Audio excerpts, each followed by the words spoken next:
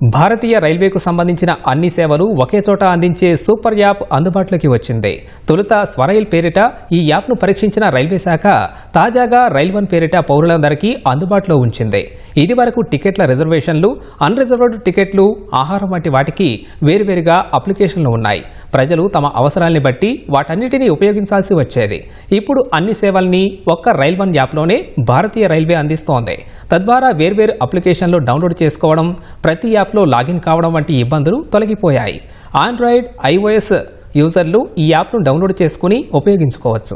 కొన్ని నెలలుగా యాప్ను పరీక్షించిన రైల్వే శాఖ ఎట్టకేలకు రైల్1 రూపంలో అందుబాటులోకి తెచ్చింది. మున్ముందు మరిన్ని సేవల్ని ఇందులో జోడించే అవకాశమూ ఉంది.